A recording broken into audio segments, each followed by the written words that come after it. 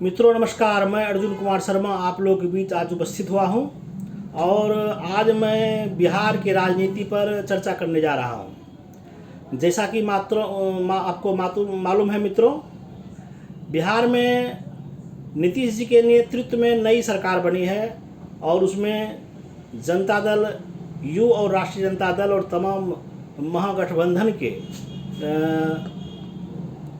Party मिलकर सरकार बनाई है। और सरकार बनने के कुछ ही दिन बाद नीतीश जी 3 दिन के दौरे पर दिल्ली गए और 3 दिन के दिल्ली दौरे के लिए क्या करने के लिए गए, तो अपने नेतृत्व में पूरे देश के विपक्षी पार्टी को गोलबंद कर भारत के लोकप्रिय प्रधानमंत्री आदरणीय नरेंद्र मोदी जी के विरोध में 2024 में होने वाले चुनाव के विरोध में खड़ा करना। मित्रों, जैसा कि हम लोगों को मालूम है, नीतीश जी को बिहार की जनता ने बिहार के विकास के लिए वोट किया था और अभी सरकार भी वो बनाए हैं, तो वो बिहार के विकास में कम फोकस कर वो यह करने का प्रयास कर रहे हैं जब पूरे देश में नरेंद्र मोदी जी के खिलाफ कैसे गोलबंद किया जाए सभी पार्टियों को।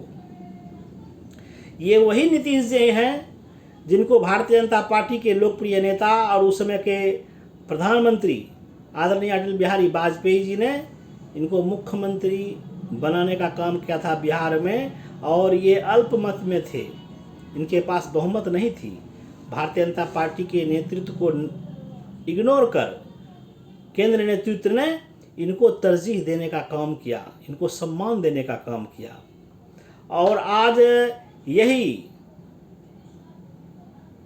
जनता दल यू के मुखिया नीतीश जी भारतीय जनता पार्टी के खिलाफ में, नरेंद्र मोदी जी के खिलाफ में अपना एजेंडा पूरे देश में लेके घूम रहे हैं। लेकिन मित्रों, हमें यह अफसोस होती है एक बात को लेकर, जब दिल्ली में इनसे पत्रकार ने पूछा जो आप पूरे देश के विपक्ष दल को जो एकत्रित करने जा रहे हैं, तो पूरे देश में क्या आप बिहार मॉडल लागू करेंगे? तो उसमें इनका जवाब था, बिहार मॉडल क्या होता है। ये कहना इनकी अपने आप में एक स्वीकारता है, जो इनको करना चाहिए बिहार में वो नहीं कर पाए हैं। और अभी भी जो अवसर है उस अवसर को ये गंवाने का काम कर रहे हैं, न कि बिहार की जनता को सही सरकार देने का काम कर रहे हैं। आज की बिहार में जो कोरोना काल में एक उभर कर आया था बेरोजगारी, लाखों लोग मजदूर आए थे अपने प्रदेश को, तो सभी पूरे देश में यह चर्चा का विषय बन गया था। जो बिहार में कल कारखाने, बिहार में रोजगार की सुविधा, बिहार में विभिन्न तरह की योजनाओं का नहीं काम होने के कारण बिहार से मजदूर पलायन करके विभिन्न राज्यों में काम करने के लिए जाते हैं। और पिछला चुनाव भी बेरोजगारी का मुद्दा प्रमुख मुद्दा था और उसको लेकर तेजस्वी यादव ने अपने चुनावी भाषण में 10 लाख सरकारी नौकरी देने की बात की थी। और उन्होंने कहा था कि मेरी सरकार की जब फर्स्ट कैबिनेट बैठक होगी तो उसमें हम बिहार में फर्स्ट में यहाँ पर 10 लाख सरकारी नौकरी के लिए ऐलान करूँगा। पहली बैठक तो हुई लेकिन 10 नौकरी का भी ऐलान नहीं हुआ।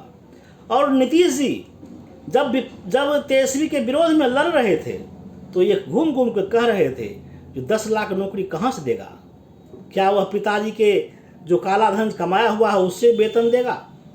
आज वही नीतीश जी जब तेजस्वी जी के साथ गए तो उन्होंने वह 10 लाख सरकारी नौकरी को बढ़ाकर 20 लाख कर दिया और ये कहा कि 20 लाख हम सरकारी नौकरी और रोजगार देने का काम करेंगे।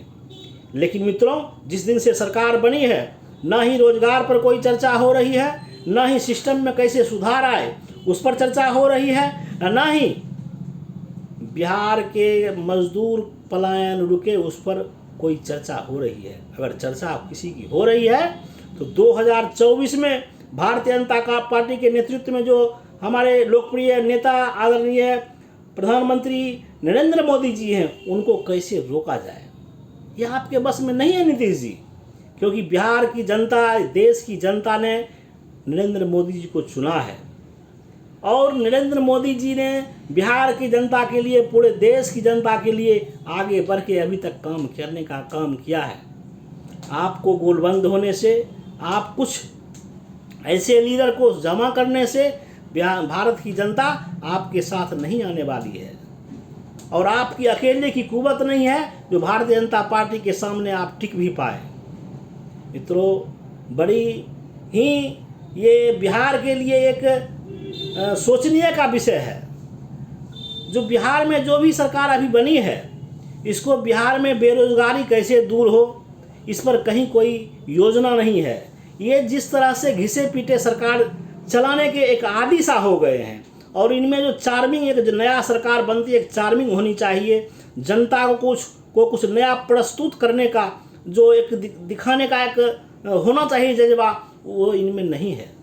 इनसे जब पूछा गया, अभी बार बार पूरे प्रदेश में हर एक जिला में खून खराबा हो रहा है, मारपीट हो रहा है, पुलिस को खदेड़ खदेड़ के मारा जा रहा है, तो इसको आप क्या कहेंगे? जंगल राज नहीं कहेंगे? तो उन्होंने क्या कहा, किस प्रदेश में घटना नहीं घटती है। मैं उनको बताना चाहूँगा, आपके बगल में ही उत्तर प्रदेश है और उत्तर प्रदेश के योगी सरकार में मैं ये कह सकता हूँ जो वहाँ पर इस ढंग की घटना नहीं होती है। अगर वहाँ घटना भी होती है तो वहाँ पर तुरंत उसको प्रशासन उसको दबोचने का, उसको सजा देने का काम करती है और इसका नतीजा है आप देखे होंगे, आए कुछ दिन में, 2 दिन पहले ही सामूहिक रूप से जो अपराधी थे वह सरेंडर किए और हम वो शपथ लिए हम अपराध नहीं करेंगे, हम जो है सो सामाजिक जीवन जो है सरलता से जिएंगे और सामूहिक रूप से वह सरकार के सामने सरेंडर किया।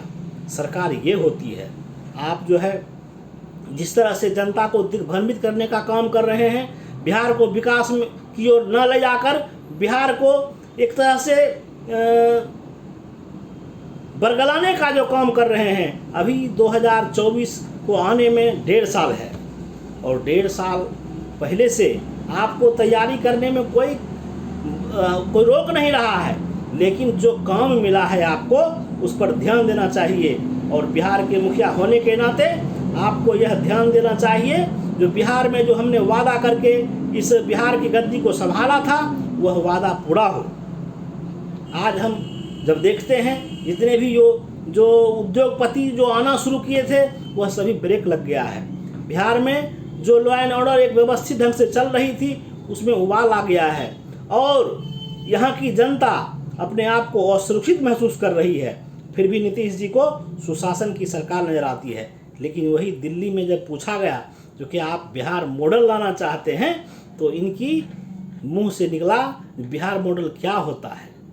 तो फिर जब बिहार मॉडल पता नहीं है आपको तो बताना चाहिए ना, सुशासन यहाँ पर है, यहाँ पर जनता राज है, कम से कम ये तो कहते जो केंद्र में जनता राज लाना चाहते हैं। तो जब वहाँ पूछी जाती है तो आपकी बोली बदल जाती है, यहाँ आते हैं तो कुछ और बोलते हैं। ये बिना सिर पैर के, बिना रणनीति के, बिना एजेंडा के, बिना सिद्धांत के जो राजनीति करने चले हैं, यह राजनीति बिहार की जनता और देश की जनता देख रही है। इसके लिए आपको जनता सबक सिखाने का काम करेगी। जैसा कि हम जानते हैं बिहार की जनता ने आपको बहुत बड़ा अवसर दिया है और इसमें भारतीय जनता पार्टी के कार्यकर्ताओं के साथ साथ भारतीय जनता पार्टी के नेताओं ने आपके साथ कंधे में कंधे मिलाकर सरकार चलाने का काम किया है।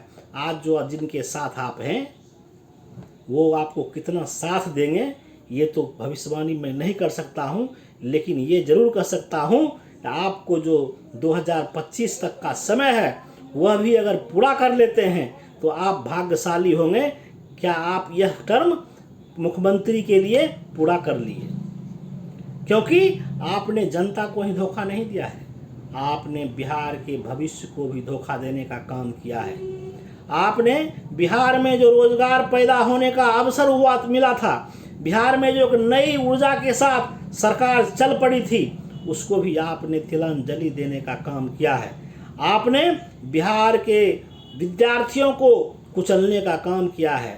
आपने जिस तरह से सरकारी नौकरी के नाम पर युवाओं को डंडे लाठी से मारने का काम किया है, यह कल की बिहार को आपने एक तरह से मजबूर और एक तरह से जंजीर में कैद करने का काम किया है। इस ढंग से अगर आप सरकार चलाएंगे तो आने वाले समय में वही विद्यार्थी जिस पर आप आज डंडा बरसा रहे हैं, वही जनता जिसको आप बेरोजगार कर रहे हैं, वही जनता आपको सबक सिखाएगी और कल आप दर दर के भाषण में जाएंगे और दर दर भटकेंगे, लेकिन आपको 10 वोट नहीं आएगा। आप क्या कहना चाहते हैं? आपको बिहार की जनता ने बहुत ही प्यार और स्नेह से उस जगह पर पहुंचाने का काम किया। आपको चाहिए था बिहार को बेहतर राज्य कैसे बने, इसके लिए प्रयास करें, लेकिन मुख्यमंत्री नीतीश जी ने आप बिहार की चिंता छोड़कर केंद्र में कैसे सभी को एकजुट किया जाए और मोदी जी को कैसे शिकस्त दिया जाए, इस रणनीति पर काम कर रहे हैं, जो आपको सपना रहेगा, ख्वाब आपका ख्वाब ही रह जाएगा। और फिर से प्रधानमंत्री नरेंद्र मोदी जी 2024 में भारत के गद्दी पर बैठेंगे और भारत को नई ऊंचाई पर फिर से ले जाने का काम करेंगे। मैं इसी चंद शब्दों के साथ आप लोगों से मित्रों विदा लेता हूँ। जय हिंद, जय भारत, नमस्कार।